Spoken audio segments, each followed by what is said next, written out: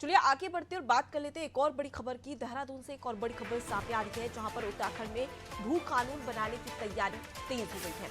बाहरी लोग अब नहीं खरीद पाएंगे कृषि भूमि, जहां पर बाहरी लोगों की कृषि भूमि खरीदने पर रोक लगाई गई है। आपको बता दें कि सख्त भू कानून बनने के चलते सीएम के निर्देश भी जारी किए गए थे, जहां पर जल्द उत्तराखंड में भू कानून लागू हो सकता है। सरकार भू कानून लागू करने का प्रयास कर रही है। सख्त भू कानून का कई संगठन मांग भी कर रहे थे, जिस पर अब मुहर लगाई जा सकती है। सोनू हमारे साथ में जुड़े हुए।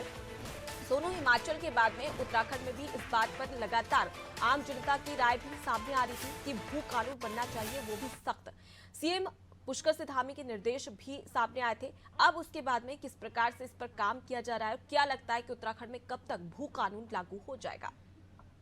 देखिए, उम्मीद यही की जा रही है कि जल्द ही उत्तराखंड में सख्त भू कानून लागू होगा और सरकार इसके लिए गंभीरता भी दिखा रही है। मुख्यमंत्री ने जो निर्देश दिए थे उसके शासनादेश भी जारी कर दिए गए हैं और जो आम जनता की राय है, आम जनता के जो सुझाव है उसको भी जो प्रक्रिया सरकार की साथ प्रक्रिया चल रही है उसमें शामिल करने की बात कही जा रही है। जब उत्तराखंड का गठन हुआ था, उत्तर प्रदेश का ये हिस्सा हुआ करता था, उस वक्त के बाद जब राज्य गठन हुआ तो राज्य गठन के बाद तमाम बाहरी क्षेत्रों के लोगों ने जो कृषि भूमि है वो और जो गैर कृषि भूमि है, दोनों ही तरह की जो उत्तराखंड की भूमि है इसकी काफी बड़ी तादाद में खरीदारी हुई। तो ऐसे में अब सरकार को ये चिंता भी हो रही है कि जो उत्तराखंड के मूल निवासी हैं खास तौर पर वो भूमिहीन ना हो और कृषि भूमि का जो दायरा घटा है, बाहरी लोगों ने जो खरीदारी की है उस दायरे को अब कंट्रोल किया जाए।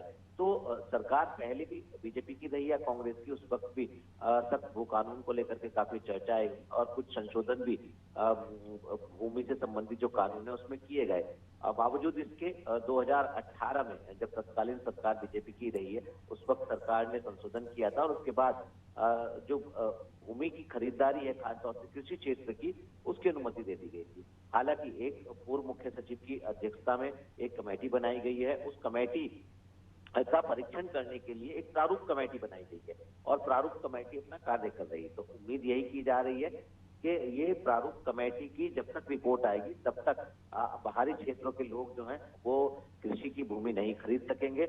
और इससे पहले भी सरकार ने ये निर्णय लिया था कैबिनेट में कि जो बाहरी क्षेत्रों के उत्तराखंड में भूमि खरीदना चाहते हैं, बाहरी क्षेत्रों के जो लोग हैं वो भूमि किस उद्देश्य से लेना चाहते हैं, उनका जो मंशा है वो क्या है, शासन स्तर पर इस पर मंथन किया जाएगा और उसके बाद सरकार इसमें अनुमति प्रदान करेगी। तो कहीं ना कहीं आने वाले समय में हम ये कह सकते हैं कि जो उत्तराखंड के मूल निवासी लोग हैं इनकी जो कृषि की भूमि का जो दायरा कम हो रहा था, सरकार उसको कंट्रोल करने की दिशा में गंभीरता से कदम उठा रही है और जी आने वाले समय में उत्तराखंड में जो है वो सख्त भू कानून लागू होता हुआ नजर आएगा। जी। सुनो, एक और भू कानून सख्त बनाने की तैयारी यहाँ पर राज्य सरकार कर रही है, लेकिन दूसरी ओर देखा जाए तो हाल ही में ग्लोबल इन्वेस्टर समिट हुआ था। देश भर के, दुनिया भर के तमाम जो ऐसे इन्वेस्टर थे उन्होंने उत्तराखंड में इन्वेस्ट किया है।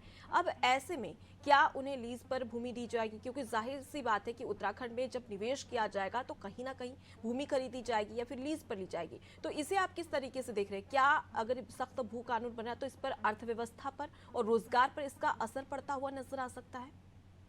देखिए अनुपमा, ये आपका बहुत महत्वपूर्ण सवाल है।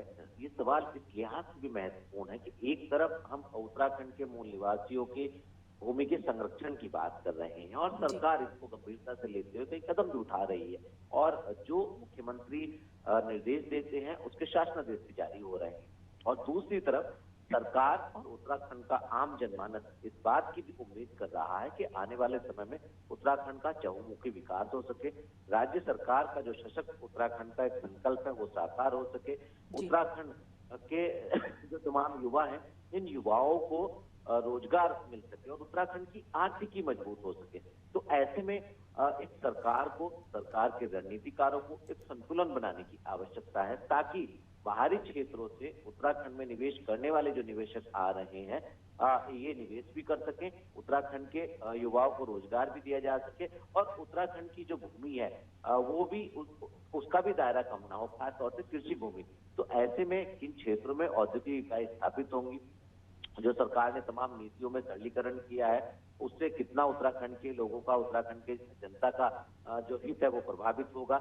इस पर सरकार को और सरकार के रणनीतिकारों को फोकस करने की जरूरत है और साथ ही साथ निवेश के रास्ते भी खुले रहें और यहाँ के लोगों को, युवाओं को रोजगार भी मिल सके और यहाँ की भूमि का जो दायरा है वो भी कम ना हो सके। तो इसके लिए एक रणनीति बनानी होगी और इस रणनीति पर ही सरकार अब काम करना शुरू कर रही है।